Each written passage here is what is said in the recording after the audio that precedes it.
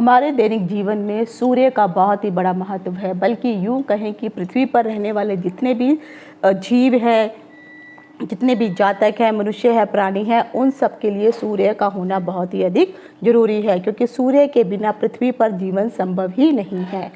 सूर्य को ज्योतिष ग्रह में अगर आप देखेंगे तो उनको राजा की संज्ञा दी गई है।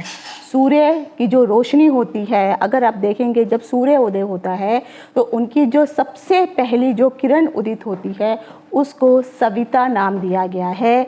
तो अगर आपकी आंखों की रोशनी कमज़ोर है तो जो सबसे पहली सूर्य की जो पहली किरण निकलती है उस किरण को अगर आप देखेंगे टकटकी लगा करके 1 मिनट तक, तब धीरे धीरे 6 महीने तक आप ये उपाय करिए, आपकी देखिए आंखों का चश्मा आपका उतर जाएगा।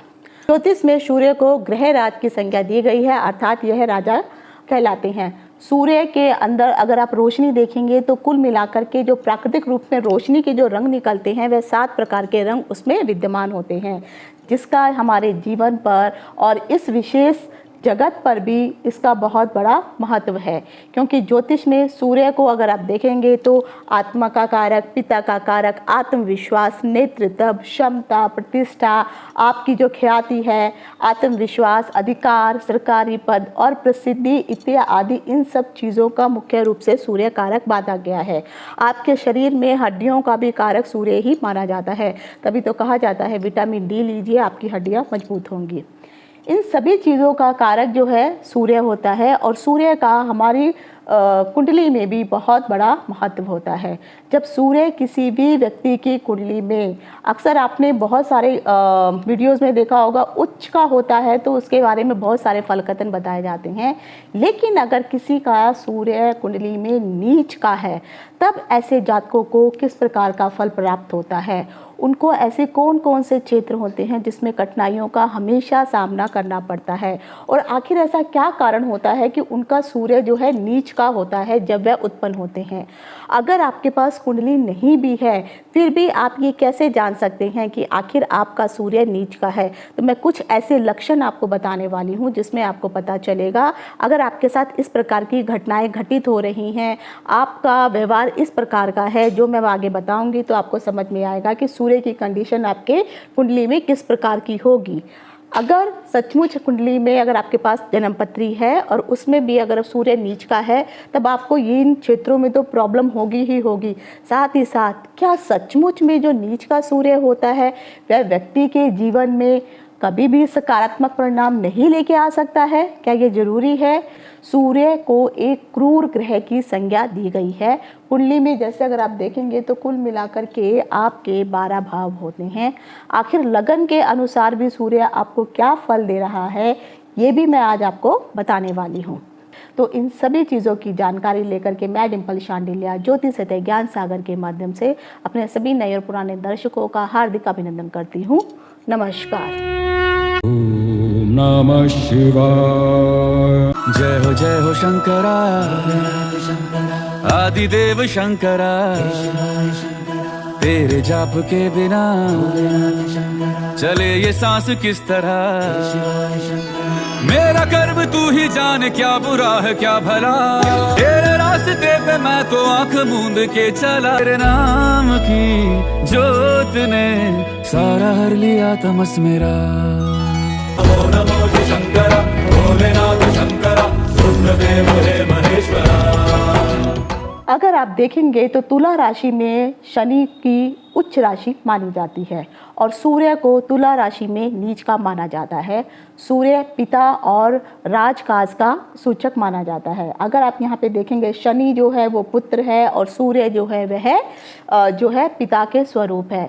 कुंडली में अगर जो है, अगर आपकी कुंडली में सचमुच में सूर्य लगन में ही आकर के अगर बैठ गया है, तब लगन के अनुसार ये आपको क्या फल देगा, और क्या सचमुच में सूर्य हमेशा जो है बुरा ही फल प्रदान करता है, वो भी आपको कैसे जानकारी होगी। क्या सूर्य शुभ फल भी प्रदान कर सकता है या नहीं, तो ये भी मैं आपको वीडियो में बताने वाली हूँ।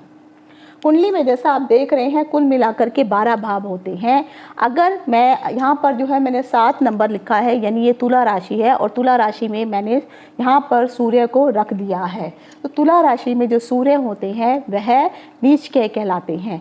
उस घर में याद रखिए, जिस भी घर में सूर्य जो है नीच के होकर के अगर बैठ जाएंगे, 12 भावों में से किसी भी भाव में सूर्य अगर नीच के होकर बैठ जाते हैं तो उस घर में या एक तो वो शुभ फल प्रदान बिल्कुल भी नहीं देते हैं। सब भावों में जिस भी भाव में बैठेंगे उस भाव का तो वो अशुभ फल प्रदान करेंगे ही करेंगे। साथ ही साथ अगर आप एक चीज़ ये भी ध्यान रखेंगे कि सूर्य के जो एकदम सामने होता है वह होता है 1 नंबर की राशि, तो ये होती है मेष राशि। लेकिन सूर्य की जो दृष्टियाँ होती हैं, इन दृष्टियों में भी जो है कुछ ना कुछ शुभ फल अवश्य रहते हैं। सूर्य जिस भाव में बैठेंगे शुभ फल तो आपको नहीं मिलेगा, उस भाव के फलों में भी जो है वो कमी करेंगे ही करेंगे। साथ ही साथ भाव के अनुसार, इन लगन के अनुसार जो मैं आपको अब बता रही हूँ कि आखिर आपको क्या फल मिलेगा। अगर आप सूर्य जो है किसी के प्रथम भाव लगन भाव में बैठा है तो लगन आपका ही शरीर कहता है, अतः यहाँ पर सूर्य जो है आपका नीच हो गया, तो जिसके कारण क्या हो गया, आपके जो व्यक्तित्व है, आपका जो शरीर है उसमें हमेशा कुछ ना कुछ कमी तो रहेगी। उसमें जो है शरीर में एक जो चमक रहती है वो आपके अंदर नहीं दिखाई देगी, और आपको जब भी कोई इंसान देखेगा तो उसको ऐसा ही प्रतीत होगा कि कोई ना कोई प्रॉब्लम आपके शरीर में चल रही है, तो शारीरिक प्रॉब्लम तो हमेशा बनी रहेगी। अगर यही सूर्य नीच का दूसरे भाव में आ जाता है तो यहाँ पर ये संपत्ति का घर है, वाणी का घर है, आपके कुटुंब का घर है, साथ ही साथ मृत्यु का घर भी माना जाता है। तो यहाँ पर बैठ के सूर्य आपकी वाणी को खराब कर देगा, संपत्ति में भी जो है आपको बहुत परेशानी होने लगेगी, धन संचय करने में मुश्किल होगी, धन आय के क्षेत्र जो भी होंगे, जो भी आप काम करेंगे तो आमदनी यहाँ पर आपकी हमेशा कमी ही आमदनी में रहने वाली होगी।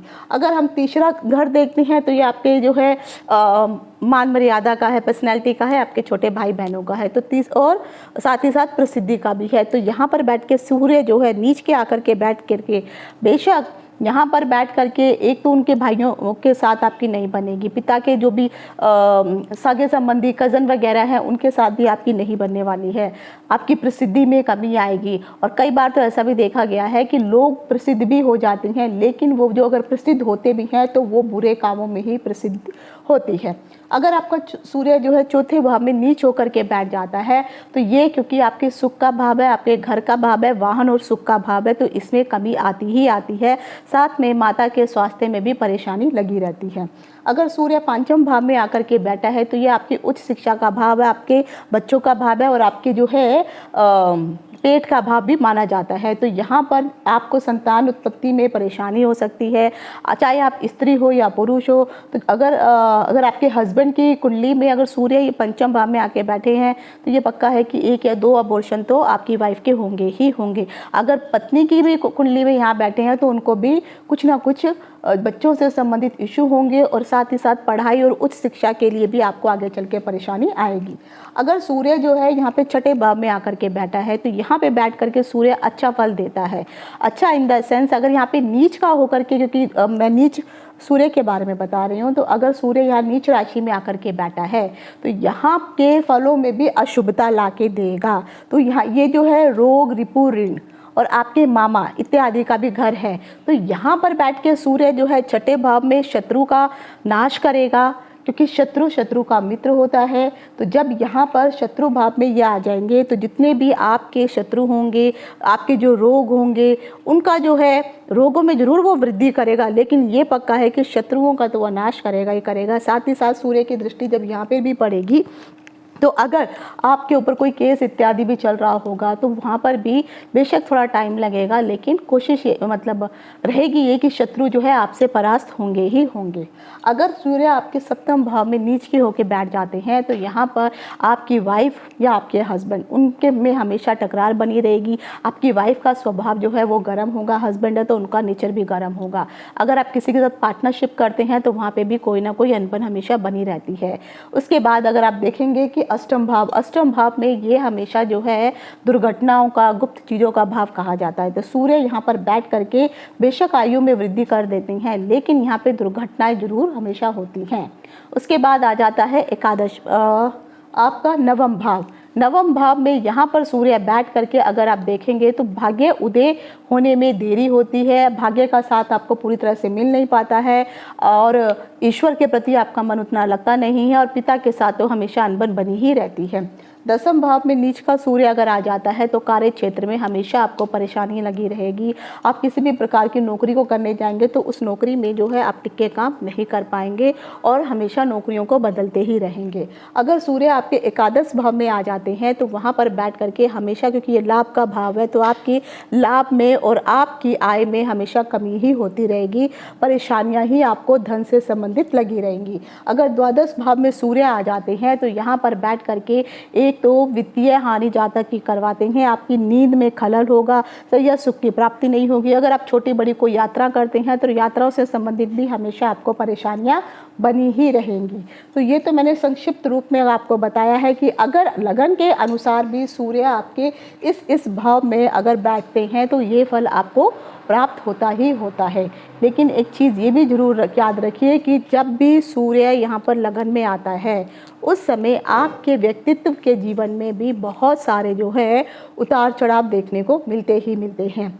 जिन भी जातकों का सूर्य नीच का होता है, अगर आपके पास कुंडली नहीं है, आपको नहीं पता है कि सूर्य आपकी की कंडीशन आपकी कुंडली में कैसी है, तो अब जो मैं आपको बातें बताने वाली हूँ इससे आप रिलेट करके देखिए कि यह चीज़ें आपके साथ ये सभी चीज़ें मैच हो रही हैं या नहीं। सूर्य अगर नीच का हो और यहाँ पर अगर किसी भी भाव में अगर सूर्य नीच का बैठा हो तो ऐसे व्यक्ति के जीवन में जो है एक तो आत्मविश्वास की कमी हमेशा बनी रहेगी, कॉन्फिडेंस में हमेशा लो रहेगा। उसके बाद जो है आत्मसम्मान भी बहुत ही कम होगा, लोग उसकी उतनी रिस्पेक्ट नहीं करते होंगे। पिता या पिता से संबंधित जितने भी वरिष्ठ पुरुष हैं उनके साथ हमेशा कोई ना कोई अनबन बनी रहेगी। साथ ही साथ सामाजिक जीवन में भी अलग तरह से आप अपने आप को जो है अलग थलग महसूस करेंगे। जो समाज में एक जो मेल मिलाप होता है लोगों के साथ वो भी आपका उतना नहीं रहेगा, कोई ना कोई समस्या आपके साथ उत्पन्न होती ही रहेगी, चाहे आपके पास पड़ोस के लोग ही इसका कारण क्यों ना हो। अगर कुंडली में सूर्य आपका निज स्थिति में बैठा है तो ऐसा जातक झूठ बहुत अधिक बोलता है, और जो झूठ भी बोलता है वह इतने सम्मान से वो झूठ बोलता है कि लोगों को लगता है कि ये तो जो बातें कर रहा है वह सच ही सच कर रहा है। लेकिन ऐसे व्यक्ति डींगे हाँकने में बहुत ही ज़्यादा माहिर होते हैं और लोगों में ऐसा भ्रम पैदा करते हैं कि यह जो व्यक्ति है ये सचमुच ही कोई बहुत अच्छा, बहुत पढ़ा लिखा, बहुत अच्छे परिवार से का रहने वाला है। लेकिन असल में जब आप उनकी ज़िंदगी में जाएंगे तो सच्चाई कुछ और ही होती है। तो आप कह सकते हैं कि ऐसे जातक जो हैं झूठ बहुत अच्छी बोलते हैं और झूठ में ही ऐसे लोग जीते हैं। दूसरा कारण है कि अगर आपकी कुंडली में सूर्य नीच का है तो इसके कारण जो भी मैंने अभी आपको भावों के अनुसार जो भी मैंने फल बताए हैं इन फलों में आपको कमी तो अवश्य देखने को मिलेगी ही मिलेगी। और जो मैंने लक्षण अभी आपको बताए हैं कि जैसे पिता के साथ जो हो गया, आपके शरीर में हो गया, आपको आत्मसम्मान, इन सब चीज़ों में कमी आपको दिखाई दे ही देगी। अगर आपकी कुंडली में सूर्य नीच का है लेकिन अगर उसके ऊपर कहीं से भी शुभ ग्रहों का फल पड़ रहा, दृष्टि पड़ रही है, तो याद रखिए शास्त्र में बताया गया है अगर किसी भी भाव में 2 शुभ ग्रहों की दृष्टि पड़ रही हो तब जाकर के वहाँ पर उसके फलों में कमी आ जाती है।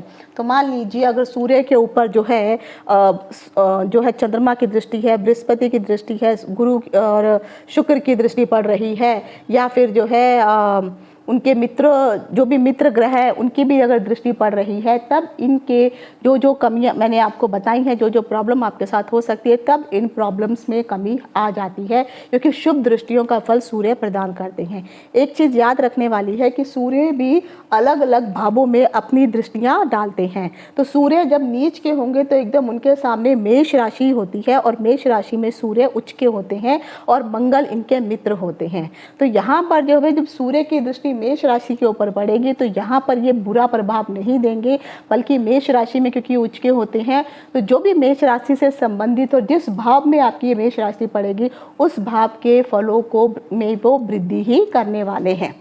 अगर आपकी कुंडली में सूर्य नीच का है और वहाँ पर सूर्य के साथ या तो शनि बैठा हुआ है या फिर शनि की सूर्य के साथ किसी भी तरीके से दृष्टिपात हो रही है या युक्ति हो रही है, तो ऐसे जातक की पिता की जो मृत्यु है, जब वो जातक की उम्र 20 या 22 साल की होती है तो उतनी ही उम्र में उस जातक के पिता की मृत्यु हो जाती है। यानी कम उम्र में ही उनके पिता जो हैं इस दुनिया से चले जाते हैं। तो ये भी सूर्य नीच की ही निशानी है। सूर्य के साथ राहु का अगर संबंध बनता है, क्योंकि राहु सूर्य को ग्रहण कर लेता है, तो सूर्य के साथ जब भी राहु का संबंध आपस में बनता है, चाहे वो सूर्य और राहु एक साथ बैठे हों, चाहे वे दोनों आपस में बैठ के युक्ति ही क्यों ना कर रहे हों, तो इस प्रकार के जो जातक होते हैं उनको कभी जो है ज़्यादातर देखा जाए तो जेल जाने तक का भी सामना करना पड़ सकता है। अगर आपकी यहाँ पर और यहाँ पर अगर आकर के ये बैठ जाएं तो आपको जेल अवश्य जाना ही पड़ता है। और ख़ासकर ये जो मामले होते हैं, ये झूठे मामले में आपको फंसाया जाता है।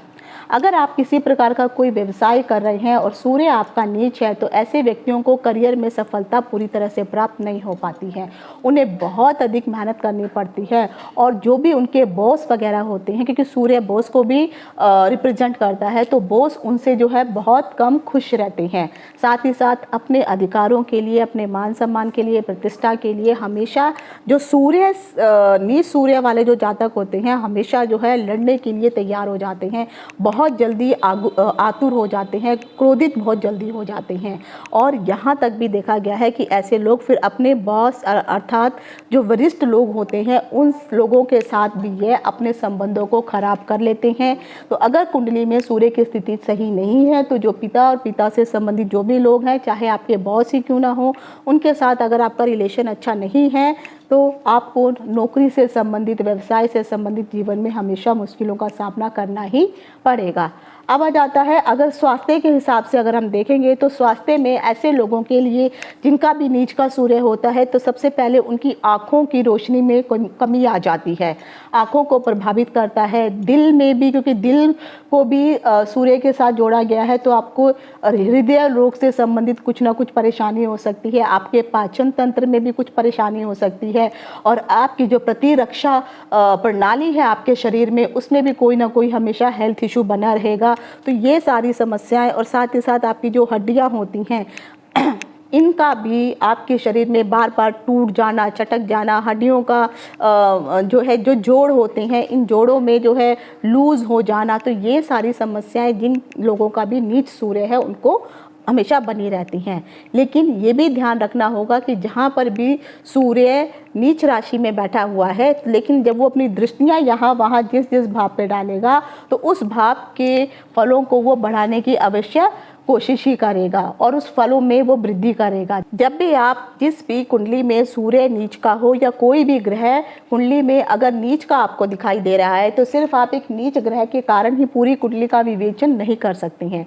पूरी कुंडली का जब भी आप विवेचन करेंगे तो आपको कुंडली के अन्य ग्रहों को भी देखना पड़ेगा, क्योंकि कई बार क्या होता है, अन्य ग्रह भी सूर्य का साथ देने वाले, उनके जो मित्र ग्रह हैं, जैसे मैंने कहा मंगल उनके मित्र ग्रह हैं, तो अगर मंगल की दृष्टि सूर्य पे पड़ रही है, गुरु की दृष्टि, शुक्र की दृष्टि उनकी पड़ रही है, चंद्रमा की दृष्टि अगर सूर्य के ऊपर पड़ रही है, तो इन ग्रहों की, और बुध की दृष्टि अगर सूर्य पे पड़ रही है, तो इनकी दृष्टियों का जब फल मिलेगा, तो सूर्य जो बुरा प्रभाव जिस भाव में बैठे हैं उस बुरे प्रभाव में कमी आ जाएगी। साथ ही साथ आपको सूर्य के अंशों को भी देखना होगा कि सूर्य कितने अंशों पे विद्यमान है। उसके बाद आपको अपनी नवांश कुंडली में भी देखना होगा कि सूर्य जो है कहीं पर वर्गोत्तम तो नहीं हो रहे हैं, क्योंकि ये भी देखा गया है अगर कभी सूर्य वर्गोत्तम हो जाए तो वह अपने नीच या अशुभ फलों में वहाँ पर कमी लेके आ ही जाते हैं। साथ ही साथ अगर आप देखेंगे, जैसे तुला राशि है, तुला राशि में सूर्य भी विद्यमान है, लेकिन अगर शनि भी वहाँ पे आ जाते हैं तो शनि वहाँ पे उच्च के हो जाएंगे, तब यहाँ पर जो है सूर्य अपना अशुभ प्रभाव कम कर देगा और शनि के प्रभाव में ज़्यादा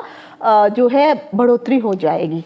मान लीजिए कुंडली का ये चौथा वाला भाव है, तो चौथे भाव जो है ये कर्क राशि होती है और ये चंद्रमा का घर माना जाता है। तो चौथे भाव में मान लीजिए यहाँ पे तुला राशि आती है और तुला राशि में ही यहाँ पर चंद्रमा भी अगर आ जाता है और सूर्य भी यहीं पर अगर आकर के बैठे हुए हैं, तब भी यहाँ पर जो है चंद्रमा जो है के कारण जो सूर्य है वह अपना अशुभ फल जो है कम कर देंगे, क्योंकि जब भी दो ग्रह आपस में बैठते हैं या दो से अधिक ग्रह भी जब आपस में बैठते हैं तो इनके फलों में प्रभाव आ ही जाता है, परिवर्तन आ ही जाता है। हालांकि आपको इन चीज़ों का भी ध्यान रखना होगा, क्योंकि ज्योतिष में यह बिल्कुल भी ज़रूरी नहीं है कि सूर्य हमेशा आपको बुरा ही फल दे।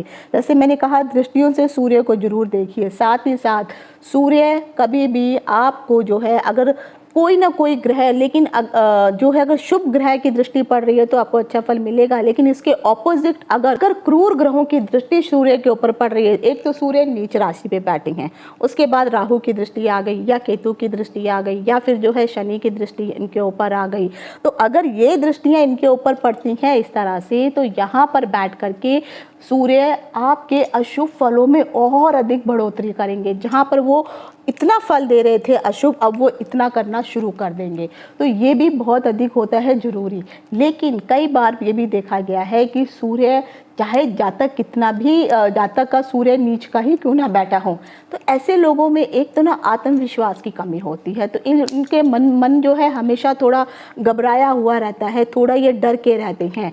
तो इसके कारण भी ऐसे लोगों का थोड़ा जो, अगर आप इन लोगों से अगर आप बात करेंगे, तो अगर आप इन लोगों को देखेंगे, इससे पता चलता है कि ये थोड़े कोमल स्वभाव के भी ऐसे लोग जो है देखे गए हैं, क्योंकि ऐसे जातक जो है कोमल स्वभाव के होते हैं, नरम हृदय वाले भी देखे जाते हैं अगर इनके ऊपर शुभ ग्रहों की दृष्टि पड़ी है। उदाहरण के लिए जैसे मैं बताती हूँ कि जिन भी लोगों का सूर्य नीच होता है, तो अक्सर ऐसे लोग जो है ईश्वर के प्रति इनका जो है थोड़ा ध्यान अधिक जाता है, अध्यात्म की तरफ ये झुकते हैं, ये थोड़े दयालु किस्म के होते हैं, दूसरों की मदद करने के लिए ये इच्छुक रहते हैं।